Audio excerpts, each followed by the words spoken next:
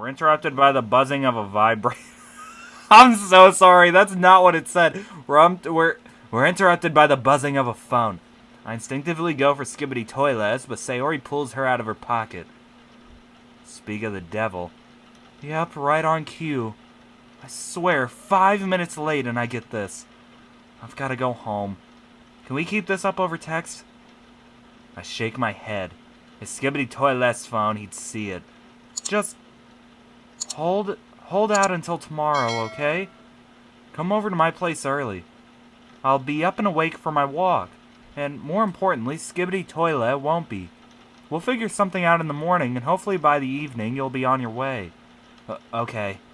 Thanks again. Sayori looks at her feet, shaking her head slightly. I feel horrible for doing this. I lied to him and everyone about my thoughts before. I had to learn to speak honestly about how I was feeling. And it was working. Then I dragged you down to that level again. Fuck Natsuki. And now I'm back to lying again. Ah. Sayori sighs heavily before she wraps me in another hug. I just hope this is worth it. It is. Alright. She pulls back, putting her hands on my shoulders. Listen, you'll be okay. Skibbity Toilet will be safe. Things will change, and not for the better, but we'll be okay. We can do this. Yeah. She releases me and looks at the door. Look, I really gotta get going. Please look after Skibbity Toilet tonight. I'll take care of him once you're gone. And leave him a note or something. A note? The thought of putting pen to paper makes me feel dizzy, but I owe it to him. He'd appreciate it more coming from you. I will. Thanks, Sayori. Damn. So what, did we just spend the whole fucking day talking in the kitchen? Like, why? What's her cue to go home? Did we spend 8 hours talking about this? We just had a full day chatting it up in the kitchen? What the fuck? So Skibbity Toilet's just been asleep this whole time? Like, he's been asleep for how long, exactly? Like, what time is it in game? What the fuck are we doing? I follow Sayori into the living room as she hastily unlocks the door and exits the music. Because exit music, like the name of the mod, get it? No, I'm sorry, that's not what it said. Locking back up after her, I return to one of the seats opposite the couch and sit. I reach for the remote and look for something to tune out to. The TV blares loudly and Skibbity Toilet begins to stir. Hi. Hey. What's the time? About... I glance at the TV's home menu. 4:30. Great. Sorry I slept so long. You needed it. What are you watching? Don't know, really. Just channel surfing. How are you feeling? He scooches up, making space for me on the couch. I take my place next to him. Still a little tired. You want coffee? Oh, I'm sure. You having one too? Nah, I'll stick to the hot chocolate, if that's alright. Don't know how much we've got left, but go for it. I make my way to the kitchen. I effortlessly dump a sachet of hot chocolate. A sachet? Of what? Of hot chocolate into the nearest clean mug and carefully dose the right amount of coffee into Skibbity Toilet's, well, my pink mug. The kettle simmers for a minute before I top up the drinks with boiling water. Pulling up in the fridge, I notice the lightness of the milk carton. I rattle it around and sure enough it's near empty. The last of it goes to Skibbity Toilet. Aw, she's so thoughtful. Didn't even save any for herself. Fuck yeah. Fuck yeah. I love that. I love that. Because I need my creamer in my coffee, because I'm not about to drink straight black coffee. Fuck all that. I've had it before, and I wanted to spit it out immediately. If I wasn't in my own house, I would have. Actually, nah. Like, if I was at, like, a Starbucks or something, I wouldn't have it spit it out there either. But, why the hell would I order something like that in a Starbucks? I bring them both back to the living room, first handing him his coffee before placing my hot chocolate on the table. What'd I miss? Crap. I consider not even bothering with the homework, considering the fact I'll be gone in the next few days.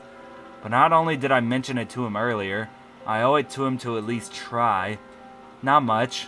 Sayori came over and dropped off some of our homework for us, and she said a lot of other shit that we don't know about. Right. What have we got?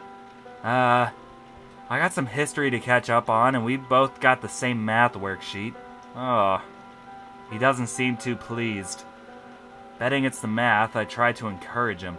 At least we're kind of prepared for the math, right? I guess so. Still, it's just, ugh. It was hard enough when it was just numbers. Damn straight, Skibbity Toilet. Hey, I can't promise to be much help, but do you need a hand with the history stuff? Is he? Are you just looking for a reason to avoid the math? No. No, okay, yeah. Figured. But I will actually try to dodge it more like. And I'll resist the urge to look it up. Okay, that sounds good. Better than doing literally nothing at all. Or the both of us sitting here in silence. Yeah. So, what do you have for history? I rifled through the notes on the coffee table, eventually spotting my sheets. Looks like the first big chapter assessment. The speed of progress, the Industrial Revolution. I imitate a yawn, stretching my arms above my head. Hey, come on, it's a hell of a lot more interesting than math. That's what I'm saying, yes! That's not setting the bar very high. It's probably more interesting than half the stuff we learn in school, period. Really? Sure. I mean, everything we have today is mostly thanks to the inventions and ideas that came from that time period. Suddenly, watching paint dry looks more appealing. Nah, history is so cool.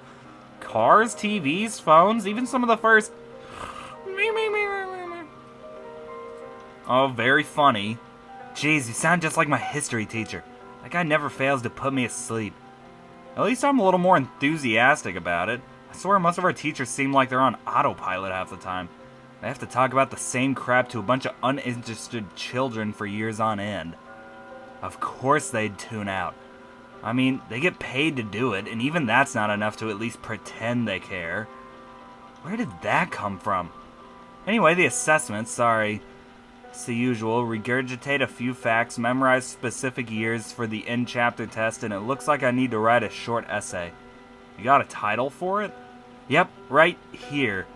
Where can we still see the impacts of the Industrial Revolution today? Hey, looks like your little lecture will come in handy for this. Not much of a snooze fest now. I'll be bored out of my mind the entire time, but I think I can handle it. Alright then, we'll start at the beginning. Are we going to be talking about more history? Is that the end of the mod? No. Okay, we're not done yet. It's done. I thought it'd never end. Skibbity Toilet, clearly also sick of it, stands up and reaches his hands out to the ceiling. Well, that wasn't bad, was it? You're one to talk. I had to do the work and listen to your droning. Sounds like you're in need of a break, too. I could probably do with one, but we're almost done. Compared to the essay, this math worksheet is nothing. Skibbity Toilet crashes down onto the couch and slumps over the coffee table. Come on, 5 minutes? Oh, alright, fine. 5 minutes. From out of nowhere, he pulls me into a hug. I return it, relieved to get a brief glimpse of his warmth. But we can't waste time with this stuff. You can't waste time with this stuff. I mean, we have all evening, and it's just the math sheet now. Not even close. The history and math sheets were all Sayori could pick up for us. Hell, apparently it was a real pain for her to get what she could. She doesn't know your timetable all that well, and I'd only ever mentioned history to her in passing. So I gave her my timetable earlier. She should be able to get everything then. But you'll have to give her yours at some point. Oh, I can text that to her right now. But God, she's really going out of her way for us. Yeah, it's really kind of her. And we talked. Here goes. Sorry to get a little grim here, but she's really worried about you. And after what she told me about Monday and what happened this morning, I am too. I'm not the one you should be worrying about, Natsuki. I'm doing well. Well enough. Hell, I'm worried about you and her. I don't believe for a second that he's well enough.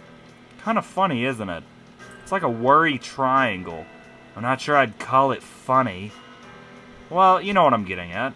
It's strange. Yeah, it's strange. But listen, we've talked about it, and we've both talked to Sayori about it. I think the three of us need to have one big talk. Yeah, I don't have time. Let's call it tomorrow. Not tomorrow. Not ever. Sounds good. Now, math? Oh, really? And with that, I can safely drop the pretense. Well, it's not like we can come back to it later, I suppose. Thank you. You're a persistent one, you know that? Well, you love me anyway, don't you? Trying to match his cheekiness, I reach over and kiss him on the cheek. Check back later and I might say yes. Gee, thanks. With nothing else lined up, I reach for the TV remote and switch it on and begin looking. I land on an all-too-familiar property-based reality show. HGTV? Goated. It's shit enough. Well, fuck you too. If I can just have some time alone to call Sayori... I'm sorry, Skibbity Toilet, but... maybe I don't need to leave tonight. I feel the weight of responsibility on my shoulders. If I leave, I'll probably never see Skibbity Toilet again. He'd hate me for lying to him and putting him in my dad's sightline. But if I stay just for one more day, I'll have more time to plan and prepare.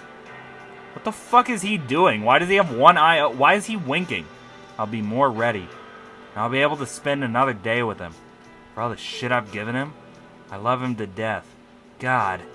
Making up my mind, I wrap my arms around him and try to relax myself. We sit together watching the series, happy to be with each other. He has his eyes closed. A part of me just wishes we could stay like this forever. I lay my head on his shoulder and close my eyes. Is this the same night that it snowed? I don't remember the lore. Oh! We're into the next day. Wait, so do we actually leave right now? Or like, what the... What? Oh god. Shit. What am I doing here? Through the pitter-patter of rain, I managed to make it out birds chirping. I quickly look out the window to see it's still mostly dark outside. Good, it means it's still early morning. But I need to go before the sun comes up. I need to get a solid plan in place first. No, I don't have the time. I just hope Sayori's up. Slowly backing myself out from under Skibbity Toilet's arm, I creep upstairs. Sneaking into my room, I wheel my suitcase to the center of the room and begin laminating my idiotic choice. What the fuck was I thinking? Putting him in danger again? I seriously can't help myself, can I?